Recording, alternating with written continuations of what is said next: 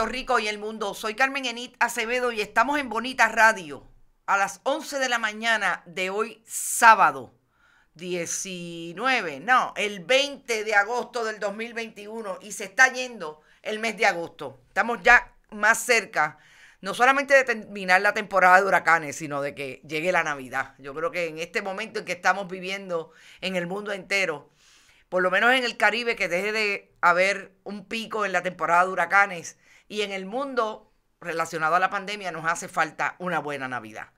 Y hoy tenemos un programa especial. Vamos a conversar con un científico puertorriqueño que está en Estados Unidos haciendo trabajo relacionado a la ciencia con mucho éxito en el mundo de la Fundación Nacional de Ciencia, un egresado de nuestra universidad pública. Y vamos a conversar con él de sus logros, de su granito de arena en el mundo de la ciencia en Estados Unidos representando a la patria y también de lo que está pasando, pandemia, y su experiencia trabajando con temas relacionados con el cambio climático. Antes, como siempre, compartan, vayan a bonitasradio.net. Allí pueden donar a través de PayPal y tarjetas de crédito. Bonita Radio también recibe a través de la Fundación Periodismo 21 en su ATH móvil donativos directamente a la fundación sin fines de lucro que hemos creado para gestionar allí los fondos que necesitamos para seguir produciendo contenido periodístico de calidad y profundidad. También pueden donar a través de cheques o giros postales a la dirección de la Fundación Periodismo Siglo XXI, PMB 284, P.O. Box 194000, San Juan, Puerto Rico 00919-4000. Siempre estamos en Bonita-Radio en Twitter, Bonita Radio en Instagram. Gracias a Buen Vecino Café, a la cooperativa Abraham Rosa y a la cooperativa de Vega Alta por su auspicio. Y no se olviden que también estamos en YouTube. Bonita Radio, el canal de YouTube, iVoox, iTunes y Spotify. Siempre allí están los podcasts. Jesús Albelo Maurosa, encantada de que estés en Bonita Radio. Bienvenido. Muchas gracias a ustedes por la invitación y saludos a su radio audiencia. Muy contento y muy honrado de estar aquí y muy entusiasmado de la conversación que vamos a tener. Jesús, estás en la Fundación Nacional de Ciencia, eres un graduado de la Universidad de Puerto Rico, recinto de Río Piedras, fuiste a MIT, tienes un perfil académico bien impresionante. Yo quisiera que nos dieras también el perfil de tu educación en Puerto Rico para llegar a la universidad, primaria, secundaria. ¿Dónde estudiaste? ¿De dónde tú eres?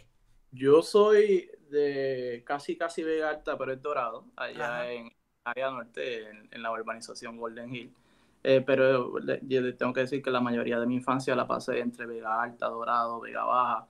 Pero estudié toda mi vida en el Colegio de La Vega, que es una escuela privada en Vega Alta. Allí me gradué de grado 12 y pues entré a la Universidad de Puerto Rico, recinto de Río Piedras. Allí estuve 4 años donde estudié. Me hice mi profesión como científico, mi bachillerato de ciencias generales. Ahí hice tuve mi primera experiencia como investigador, haciendo investigación en laboratorio, como voluntario.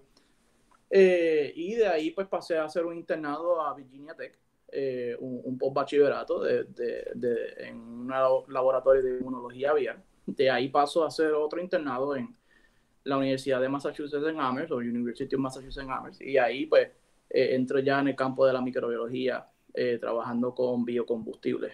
Y me quedé ahí para hacer el doctorado. Estuve 5 años trabajando en áreas de microscopía electrónica, microscopía fluorescente, con focal, colaborando con ingenieros, biólogos de planta, microbiólogos. Y ya antes de finalizar mi disertación y mi doctorado, pues ya yo estaba en MIT haciendo mi investigación postdoctoral.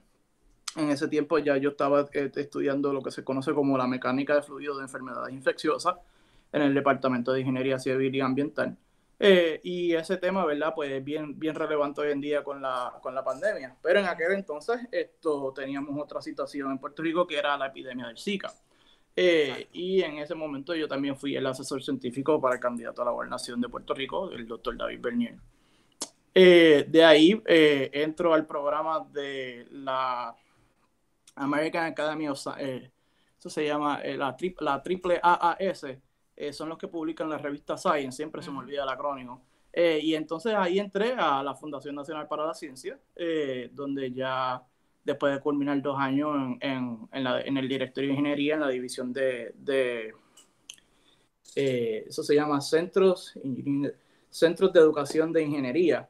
Y en esa división se financian los centros de investigaciones más grandes de ingeniería de Estados Unidos, que usualmente son, antes eran tenían unos potes de $40 millones por cada centro por un periodo de 10 años, ahora son $60 millones. Trabajé bastante en lo que era la estandarización de los datos, el metaanálisis, tuve oportunidades para reunirme con el ministro de Ciencia de Gambia, trabajé también en interfaces cuando venían las delegaciones de Irlanda a la fundación, y pues ahí pues decidí quedarme en la agencia y estoy trabajando ahora en la división de Ingeniería Civil, Mecánica e Innovación de Manufactura, y ahí trabajo en distintas áreas, lo que tiene que ver con desastres naturales, trabajo también en las áreas de cambio climático, asesoro también en temas relacionados al COVID-19, que fue fue mucho trabajo el año pasado, y ahora también recientemente soy el encargado de las colaboraciones de la división, en lo que tiene que ver la colaboración federal, industrial y académica. Y esa ha sido mi formación académica y profesional hasta ahora. Jesús, vamos a hablar primero quizás en términos de preparación de esa experiencia que tuviste en Puerto Rico desde los grados primarios hasta la universidad. ¿Cómo tú la catalogas? ¿Te preparaste bien para el trabajo y el desarrollo que has tenido como científico una vez sales a otros mundos en Estados Unidos desde la ciencia? Es interesante, ayer mismo estaba pensando en eso, ¿verdad? Yo creo que sí, que hay una preparación académica en eso, pero ya uno haciendo una reflexión, ¿verdad? 17 años después, pues uno siempre puede esperar más de esa educación, tanto de las escuelas como de las universidades. Y conversaba ayer mismo con un amigo que de hecho nos graduamos de la UPI. Y hablábamos mucho, ¿verdad?, de la falta de educación de la inteligencia emocional, ¿verdad?, de ese pensamiento crítico y de cómo se manejan las emociones. Que yo creo que Puerto Rico en general está falto de eso, de ser más, controlar más las pasiones y tener un diálogo más racional. Y sí, o sea, la Universidad de Puerto Rico también, todos sabemos que el sistema de la universidad es bien competitivo y bien fuerte, pero en muchos de esos casos yo puedo decir que es hasta un poco injusto, ¿no? Porque uno puede ver que el profesor te puede dar una F o sacaste F en un examen porque es el material sorpresa que te trajo el profesor. Y eso pues tiene unas repercusiones adversas en tus notas. Que al mismo tiempo pues claro, te ayuda porque cuando tú vas a la universidad acá, pues el material que te enseña es el que sale en el examen, y entonces pues tú bateas los exámenes o sea, yo me gradué con 3.09 en la UPR y yo me gradué con 3.98 a nivel doctoral. Así que eso te dice que pues, la UPR te enseña con inteligencia y con el marrón en ese sentido. Y me gustaría que fuera mucho menos con el marrón y más con, ¿verdad?, un sistema base de mérito. Pero eso tiene eso tiene sus pros y sus contras. Eso tiene sus pros y sus contras. Claro. Y yo creo que, ¿verdad?, estando en mi tiempo acá en 3 universidades distintas, pues yo veo que se puede hacer más en esa área. Y yo eso también creo que tiene que ver bastante, ¿verdad?, con lo que dije anteriormente, lo que es la inteligencia emocional y qué es lo que nosotros queremos y aspiramos como país. Claro. Ligado a eso está toda esa experiencia de la educación formal. Y es interesante que tú digas como científico que básicamente hay un desfase entre lo que es la educación del conocimiento, a través del conocimiento y esa producción de conocimiento que muy bien la universidad te puede proponer a esa otra educación que no necesariamente es formal, pero que te da la posibilidad de entrar en mercados súper competitivos como el que tú has estado en universidades en Estados Unidos y tengas la fortaleza para trascender lo que allí ocurre. Me parece que el balance, estoy de acuerdo, debería ser que el país proponga ese pensamiento crítico y esa inteligencia emocional que se desarrolle vis a vis la producción de conocimiento a través del proceso educativo formal. Y entonces entrando ya en materia, fíjate que por un lado tienes una experiencia manejando la información y la asesoría en términos de los desastres y el asunto de la pandemia, que podría ser un desastre en sí mismo. Desastre para Puerto Rico significa que es un país que se coloca en la ruta de los huracanes. Ya sabemos lo que ha pasado en Puerto Rico a partir de 1989, huracán Uro, 1998, huracán George, que culmina con un huracán categoría 5 catastrófico en el 2017, con todos los problemas alrededor de también la climatología, que quiere decir las inundaciones, que en Puerto Rico pues hay graves problemas. Vamos a empezar por ese tema. ¿Cómo tú podrías catalogar que está hoy establecida, o por lo menos cuál es tu análisis de la política pública, si tú entiendes que hay, relacionada a manejar los desastres en Puerto Rico? Yo diría que está en pañales. Yo creo que así en lo que se llama la política pública científica en Puerto Rico como tal, tú pones política pública científica, se lo expresa a cualquier político y se vuelve un 8. Uh-huh. En Puerto Rico han habido muchos comités que tienen que ver con el cambio climático, y ahora mismo está el Consejo de Cambio Climático, que está adscrito al Departamento de Recursos Naturales. Hay un consejo asesor del Ejecutivo que creo que inició bajo Wanda Vázquez o bajo Ricky, no, perdóname. Sí, fue Wanda Vázquez. Creo que se formalizó bajo Wanda Vázquez, pero creo que se inició bajo Ricardo Rosselló. Uh-huh. Que la forma como se implementó, yo tengo mis diferencias, pero por lo menos en ese sentido es positivo que haya cada vez más consejos y grupos científicos que estén asesorando al Ejecutivo. En estos momentos, ¿verdad? Se nota que hay un consejo científico que está asesorando al gobernador Pedro Pierluisi. Uh-huh. Y antes de eso estaba lo que se conoce el Task Force de COVID-19. Así que se ha visto en respuesta de estos desastres naturales, de los temblores, la tormenta, la pandemia, hay ya más un protagonismo de la clase científica a nivel de gobierno, y es importante, y me alegro muchísimo que eso se esté dando. Pero todavía falta más, o sea, ¿verdad? También tengo que reconocer que por primera vez en la legislatura de Puerto Rico hay un comité de ciencia, ¿verdad? Que la preside el representando Ramón Cruz. Sí, está en el comité de seguridad y ciencia, o sea, es la primera vez que en nuestro país que tenemos un comité de ciencia en la legislatura, que eso hay que aplaudirlo. Pero, ¿verdad? Todavía falta mucho, ¿verdad? En ese aspecto, y eso se puede notar, ¿verdad? En lo que el Fideicomiso de Ciencia pudo financiar para investigar del coronavirus, que no fue mucho, pues porque no poseen un presupuesto nacional científico. O sea, en muchos países, ¿verdad? La inversión fue en áreas de respuesta, de distintas áreas, mientras que en el Fideicomiso recibieron alrededor de 80 propuestas y solamente pudieron financiar 6.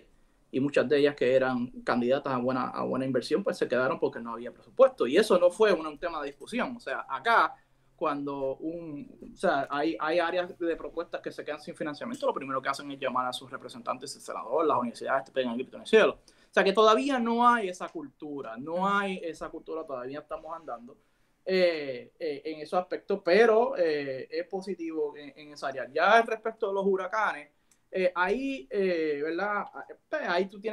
Ahí tiene que haber mucha convergencia. Tú tienes que trabajar mucho con las comunidades, tienes que trabajar mucho con el gobierno, tienes que trabajar con lo que tiene que ver con la adecuación de ciencias de desastres naturales, porque hay una ciencia que estudia desastres naturales.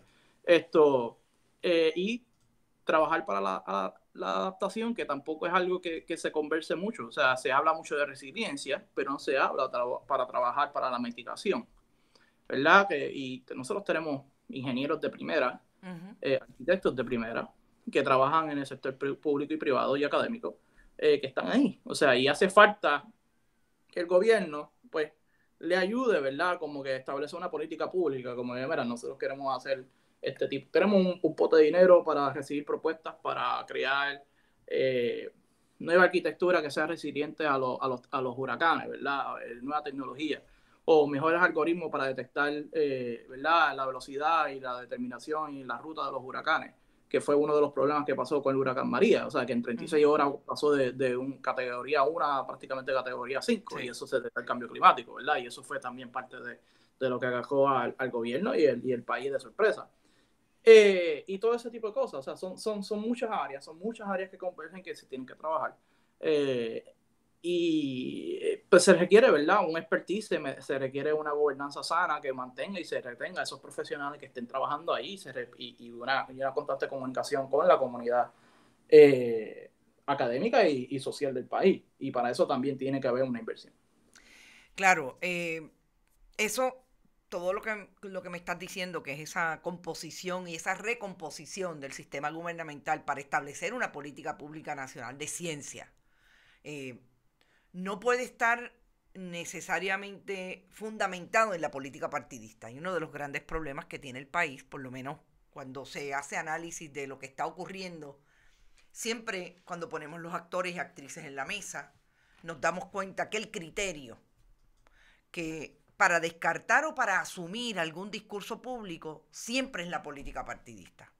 ¿Hasta qué punto eso frustra a esos protagonistas, como tú bien dices, que Puerto Rico tiene mucho en todas las áreas de la ciencia,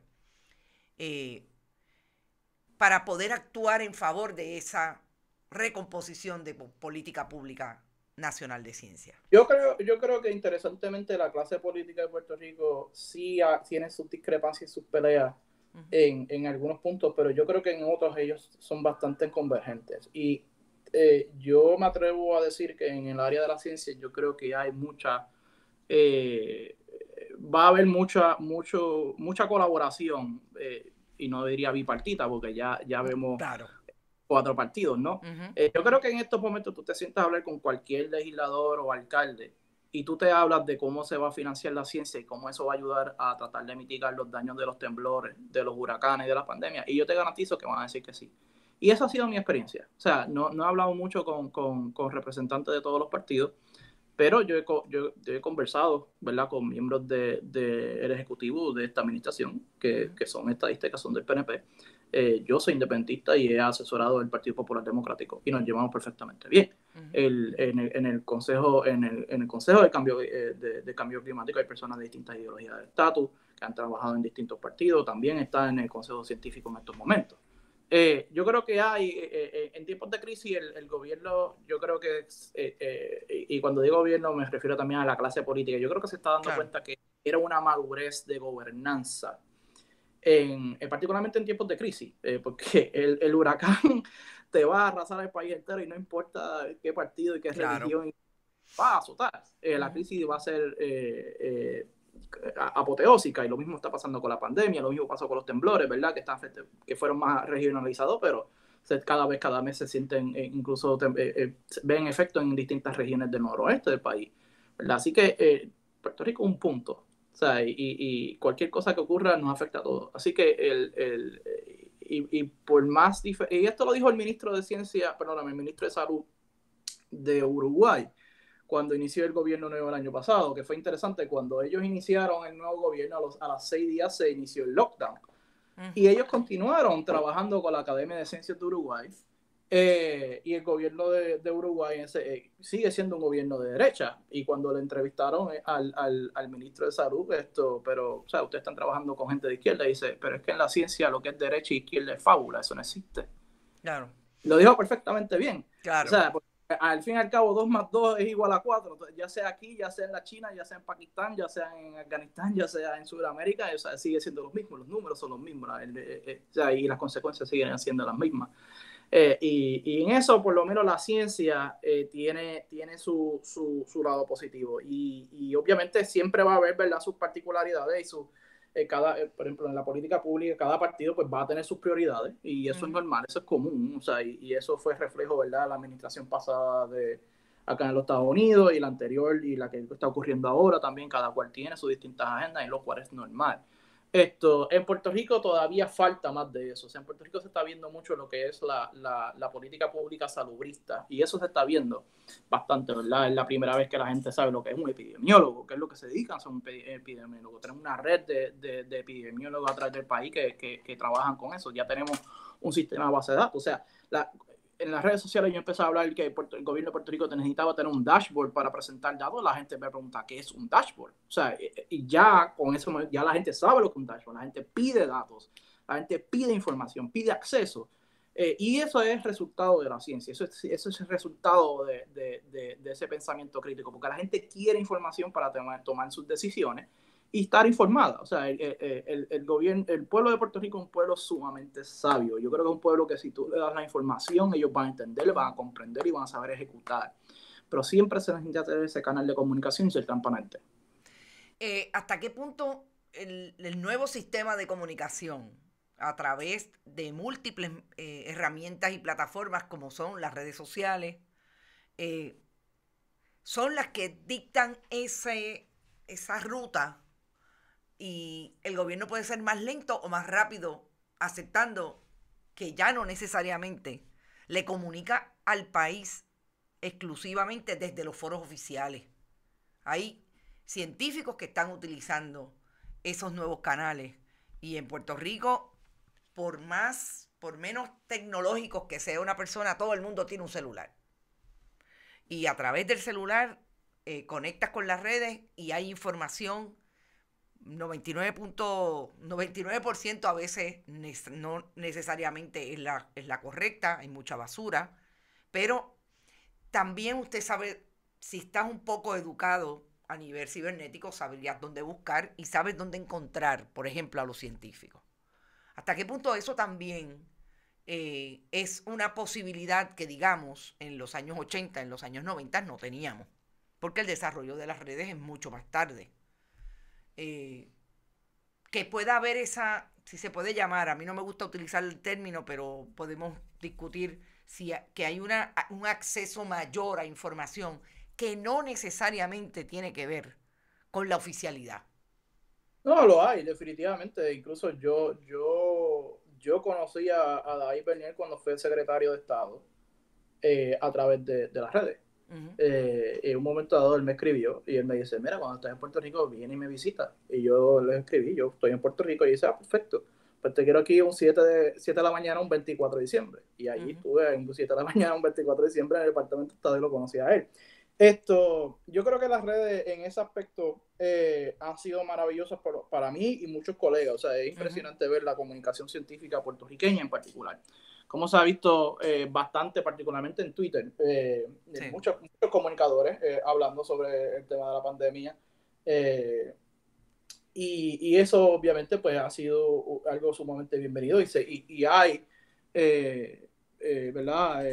La clase política nos escucha. O sea, yo llevo más de un año grabando con el colega y amigo George Rivera, que él sale en el podcast siempre el lunes, pero él tiene un podcast que se llama Buscando Problemas. Y gracias a él, nosotros llevamos más de un año hablando del tema dedicado al coronavirus. O sea, que nosotros llevamos prácticamente desde marzo, o sea, más de 18 meses conversando sobre el tema del coronavirus. Y a mí me ha sorprendido la cantidad de personas de la clase política, del independiente del partido que sea, que nos escucha. Gente a través del mundo que nos escucha y en esta semana me escribió él que hubo 2 personas que no querían vacunarse y después de escuchar a nosotros decidieron vacunarse. Y eso tiene su efecto positivo y eso a mi manera.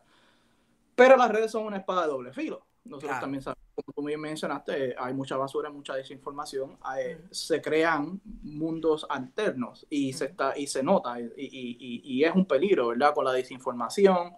El mismo tema de las antivacunas, la gente diciendo que la vacuna tiene grafeno cuando no tiene grafeno. Esas informaciones se convierten que son correctas, son medias verdades, se convierte para esas personas una realidad. Sí. Y eso es un peligro para la sociedad. Yo me atrevo a decir que la desinformación en las redes está igual o está casi igual de peligroso que el problema del cambio climático. Mm. Porque se puede, o sea, en distintas partes del mundo se han visto violencia por eso, o sea, y puede ser a través de Facebook, puede ser de Twitter, el mismo WhatsApp se riega información que es incorrecta, o sea, te manda un link, ¿verdad?, que te dice que la vacuna te causa comunicación, interfase con las antenas 5G y la gente se lo cree. Intervención, exacto. Porque no hay, ¿verdad? No, a nadie se nos enseñó cómo trabajar las redes sociales. Vamos a ponerlo así. No hay una clase en la escuela, nadie se nos enseñó en ese aspecto cómo utilizar las redes sociales, cómo discernir esa información que es falsa y que es correcta. Y eso toma tiempo. Y a veces, incluso yo, que soy una persona que me puedo considerar bastante diestra, a veces uno cae de pescadito de áreas de desinformación. Y esa es una parte donde el gobierno de Puerto Rico, y yo lo había recomendado, tiene que tener más control en ese sentido de tener la desinformación. Bueno, la desinformación mata. Y en estos momentos se está viendo con las personas que no se quieren vacunar por la razón que sea. Y el número de las hospitalizaciones en Puerto Rico, la mayoría, el 97%, en lo que, como mencionó hoy el señor alcalde de Bayamón, Ramón Ruiz Rivera, que el 56 de los 58 pacientes hospitalizados en los hospitales de Bayamón son personas no vacunadas.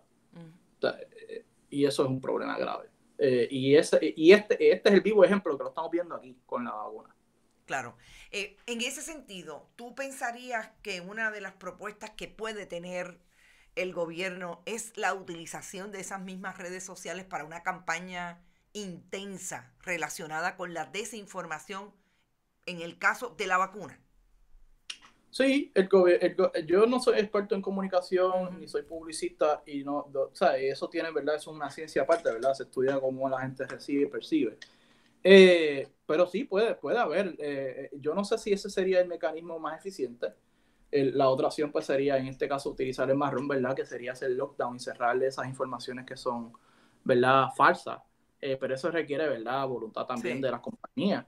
Pero quizás una campaña para, ¿verdad? Combatir la desinformación es positiva. Una de las cosas también que ¿verdad? Que se pide al gobierno, y ayer se lo escribí al Departamento de Salud, es que, ¿verdad? Que empiezan a publicar los datos que tengan, ¿verdad? De las personas hospitalizadas que estén vacunadas y las personas que no estén Sí, vacunadas. eso es un problema O sea, también. y es una forma que tú empiezas también ahí visibilizar, ¿verdad? El efecto de la vacuna, porque hay mucha duda y mucha confusión, ¿verdad? De cómo funciona la vacuna, de cuáles eran las expectativas y qué es lo que está pasando. Pero, ¿verdad? Cómo el gobierno pudiera hacer una mejor estrategia de comunicación, pues mire, quizás esa sería una forma, pero yo ahí no sé si eso sería efectivo, ¿no?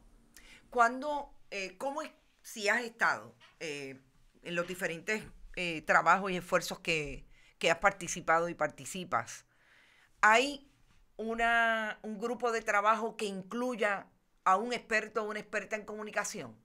¿Has tenido esa experiencia? Sí, pero ha sido bien raro porque por lo menos en donde yo estoy, ¿verdad? Hay una jerarquía y obviamente una agencia hay una jerarquía para de cómo uno comunica oficialmente y todo ese tipo de cosas. Y la comunicación científica siempre es un reto. Pero todo tiene que ver, ¿verdad?, con quién uno comunica o no. Pero sí, o sea, se supone que haya un experto en comunicación. Me consta que hay algunas organizaciones en Puerto Rico, o sea, por ejemplo, Ciencia PR tiene personas expertas en comunicación que los ayuda a los colegas allí a cómo mejor comunicarse. Y sí, o sea, me imagino que con ¿verdad? Con el consejo científico que hay y otras organizaciones, pues tienen, ¿verdad? O sea, las agencias, y aquí yo estoy pensando más desde un punto de vista ¿verdad? De gobierno, o sea, las agencias tienen sus propios publicistas y sus comunicadores, que Claro, sean buenos o el- no, pero eso es otro claro. cantar. A lo que me refiero es, más allá de eso, que en Puerto Rico últimamente la profesión periodística tiene la experiencia del silencio y la no respuesta del gobierno con relación a los temas, más allá de la pandemia cualquiera. O sea, eso es un problema actual ahora mismo. De hecho, ayer la Asociación de Periodistas tuvo que emitir un comunicado de prensa relacionado a la no información a la información que no provee el Departamento de Salud con relación a las estadísticas de la pandemia. Me refiero también hasta dónde la ciencia debe procurar incluir a un profesional o a una profesional que, como tú dices, son los expertos en traer y visibilizar los contenidos que no necesariamente son fáciles de traducir. Eso es un reto, como tú bien lo has dicho, para cualquier profesional de la comunicación. ¿Hasta qué punto ustedes también, la ciencia, y vamos a hablar de científicos y científicas, tienen que tener esa sensibilidad? Porque también he escuchado del otro lado la queja, que es que, y te voy a poner el ejemplo más fundamental, y hablaste del grupo asesor científico. El grupo asesor científico nunca tuvo un experto de comunicación atendiendo la información en un momento crítico que nadie sabía cómo bregar con la pandemia en el mundo. Y eso fue un problema en la plataforma que se gestó inicialmente aquí. Sí, y otra vez, ¿verdad? Eso da, ¿verdad? Como mencioné anteriormente, ¿verdad? Que en esa área pues todavía estamos andando en pañales. Incluso todavía, yo sé que hay algunas universidades que ofrecen clases de comunicación para científicos, pero no es requisito para todo el mundo. O sea, no es algo que se enseña inédito y debería. Porque la comunicación no solamente es dar una presentación a un público académico. Hay más allá. Tú tienes la radio, tienes la prensa, tienes los podcasts. Los medios formales e informales. Y debe por lo menos, yo creo que por lo menos un semestre de clase debería ser bueno, y estoy de acuerdo. O sea, yo creo que los grupos científicos tienen que tener comunicadores, como muy bien dijiste. O sea, hay temas que son bastante difíciles y complejos, que hay que buscar la forma de cómo mejor explicarlo. Siempre y cuando, ¿verdad? Con mucho respeto, porque también he notado que hay algunos científicos que quieren... a mí no me gusta utilizar mucho esta frase de arroz con habichuela. Porque, no. A mí tampoco. Hay que saber, ¿verdad? Sí. O sea, educar a las poblaciones con la información que hay. O sea, tampoco hay que digerírselo todo. O sea, presenta el plato de arroz y habichuela, no le des baby food a la persona. Dale la información, cómo es, háblale a ellos de persona en persona, no como si fuera un niño, no infantilice a tu audiencia. Y ahí, pues, las personas van a entender esto y va a crear una mejor conexión con la audiencia. Pero sí, tiene que haber expertos de comunicación. Y yo agraciadamente tengo un amigo que gracias a él me ha dado, que él es publicista, él me ha dado consejos a mí de cómo mejorar mis expresiones, cómo mejorar mi personalidad cuando uno está comunicando, porque eso se estudia. Y cuando él dice, mira, esta parte tú hiciste esto bien, esta parte no hiciste bien, tienes que mejorar esto. Y cuando yo me siento a escuchar otra vez lo que yo grabé, dije, sí, tomo nota y eso se practica. Claro. Pero no todo el mundo está consciente de eso, no todo el mundo le ve el valor a eso. Hasta, ¿verdad? Que en estos tipos de crisis, pues, que toda la comunicación ahora es virtual, que se podría decir que es más accesible en ese aspecto, pero, pues, ¿verdad? Eso no se enseña. Y obviamente, sí hay sus tropiezos, pero en la ciencia, pues, personas razonables en la ciencia van a entender que eso es necesario y lo van a utilizar. Claro.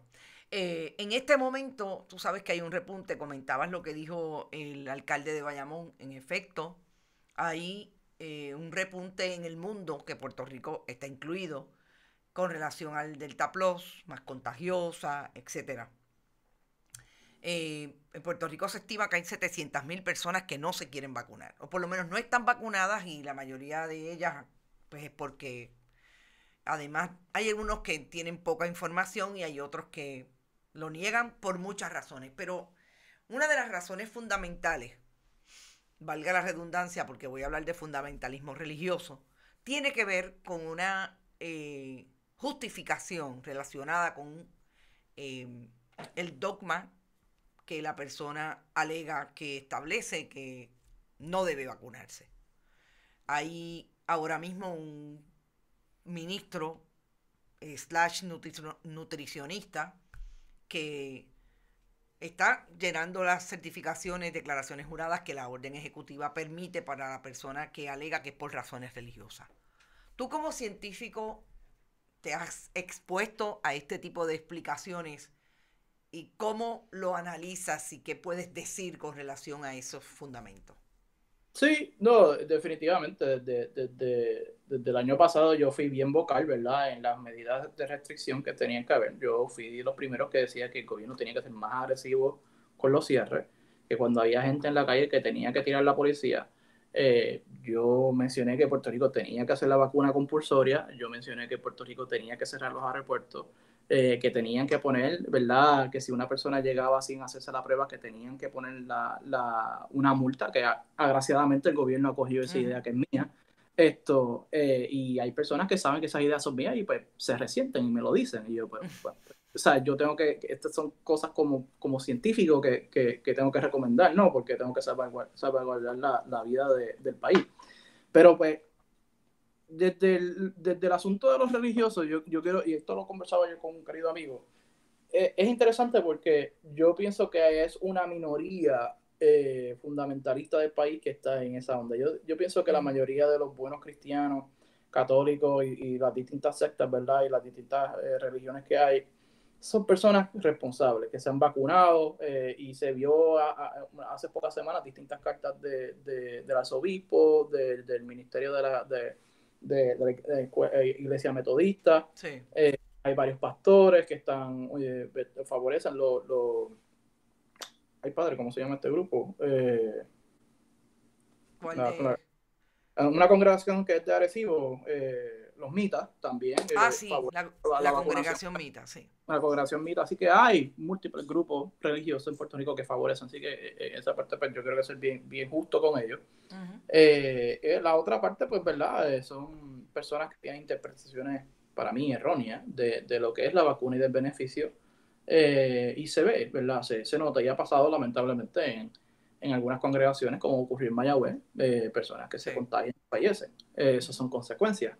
Y eso no solamente pasa en la iglesia, pasa en núcleos familiares. O sea, personas que por la razón que sea, que no se quieren vacunar, se contagian y lamentablemente terminan en un ventilador y posiblemente en la muerte. Mi llamado a esas personas es que la vacuna es accesible y sale mucho más barato vacunarse que estar hospitalizado. Y hay una responsabilidad social. La libertad no es hacer lo que te da la gana. La libertad requiere una responsabilidad a la comunidad y a la sociedad. El vacunarse es protegerse y proteger a los demás. Y qué mejor forma de proteger a los demás como vacunarse. Y proteger a los demás es amar al prójimo y amarse a uno mismo. Y también tengo colegas que son libertarios que dicen, no, que mi derecho a la vida. Y yo, bueno, pero si tú no te vacunas, pues vas a estar prácticamente encerrado, encarcelado en un hospital. O sea, no vas a tener la libertad de hacer lo que tú quieras si no estás vacunado, si te contagias. Así que esas son formas también de narrativas que uno tiene que tratar de llevar a estos grupos. ¿Cómo le contestas al que dice, al antivacuna que dice que su problema con la vacuna es que no está aprobada por el FDA? La vacuna tiene lo que se llama un uso de emergencia, ¿verdad? Claro. Tiene una autorización de uso de emergencia. El que se apruebe la vacuna no cambia muy poco. O sea, prácticamente los procesos son más o menos los mismos, lo que pasa es que el orden es distinto. Cuando se hace un uso de emergencia, se corre tanto el ensayo clínico como el de producción al mismo tiempo, versus que para la aprobación vienen los ensayos clínicos y después viene la producción. Esto, y la vacuna va a ser exactamente la misma entre un uso de emergencia en la aprobación, no va a haber mucha diferencia ahí. Lo otro también que yo le digo a esas personas es que si no se vacunan y terminan hospitalizados, usted va a recibir tratamiento contra ese COVID que le va a salvar la vida, que tampoco ha sido aprobado, porque esa es otra. Porque estas personas pues, que no se quieren poner la vacuna porque la vacuna no está aprobada, pero si esas personas quedan hospitalizadas, adivinen que ustedes van a utilizar medicamentos que tampoco son aprobados por la FDA, que tienen un uso de emergencia para tratar de salvar la vida. Así que no le queda de muchas opciones. Y la verdad es que la narrativa del argumento no cambia nada. Pero al fin y al cabo, en estos tiempos yo he aprendido que mi trabajo tampoco es conversar a la persona, es darle la información. Quien le toca conversar a esas personas es a ellos. O sea, Pues porque yo puedo darte información por un mes y tú siempre me vas a decir que no, pues mira, yo no puedo estar encima de ti dándote la información. Para eso también están las medidas de imposición que ha hecho el gobierno correctamente, ¿verdad? De hacer la vacuna compulsoria en distintas áreas y las restricciones que se han impuesto. Que es injusto. Bueno, usted no puede guiar si usted no tiene una licencia. Y para eso usted tiene que tomar un examen. Si no toma el examen, usted guía y lo agarra una policía, pues usted se mete en un lío. El gobierno y el Estado tienen derecho para eso. Claro. Jesús, te agradezco mucho tu disponibilidad para hacer esta entrevista, para conversar sobre los diferentes asuntos. En Bonita Radio con nosotros te puedes comunicar y cuando quieras hablar sobre temas que te parezcan urgentes, tenemos una audiencia que hacemos precisamente lo que tú estás hablando desde la ciencia. Proveemos información, somos justos en manejar esa información desde la credibilidad que nos merecen las fuentes. Para nosotros es súper importante, la pandemia la hemos manejado desde ahí y la comunicación tiene que fluir entre las audiencias, pero cada quien toma su decisión y en eso estamos totalmente de acuerdo y tiene que con esa decisión asumir responsabilidad. Así es que cualquier cosa, siempre a tu orden aquí en Bonita Radio. Gracias por compartir tu conocimiento. Gracias a usted, gracias a la audiencia y nuevamente, si no se ha vacunado, por favor, vacúnese, siga utilizando la mascarilla, el distanciamiento social, lavado de manos, limite con quién usted compacta y sigan cuidándose. Les digo a la gente que la pandemia de la influenza española duró 3 años. Sí. Nosotros llevamos 18 meses en esto. Puede que dure un poco más de los años. Así que vamos para algo, paciencia, pero hay que seguir cuidándose y disciplina. Disciplina es lo que nos va a sacar de esto. Muchas gracias por estar acá. Bueno, escucharon a Jesús Albelo. Nosotros el miércoles hablamos con otro joven científico, Danilo Pérez de COSACO. Hablábamos con Danilo específicamente de lo que está ocurriendo, hospitalizaciones, pediátricos, pacientes pediátricos, dando su óptica, como lo ha hecho Jesús con nosotros, desde la ciencia. ¿De dónde estamos en este asunto de la pandemia?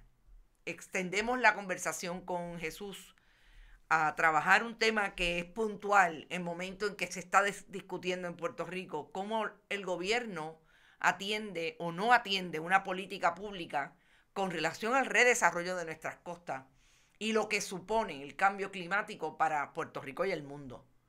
Yo creo que son conversaciones desde la ciencia que no podemos perder de vista, que tenemos que tenerlas y tenemos que insistir en ellas. Así es que estoy súper agradecida de Jesús y les digo a ustedes, mantengan siempre la comunicación. Las audiencias saben que le vamos a traer la información que podamos con los recursos que estén disponibles para conversar desde la honestidad sobre asuntos que nos competen a todos. Así que yo los dejo. Recuerden que estamos en el fin de semana. Nos volvemos a ver el lunes en Noticias con Café.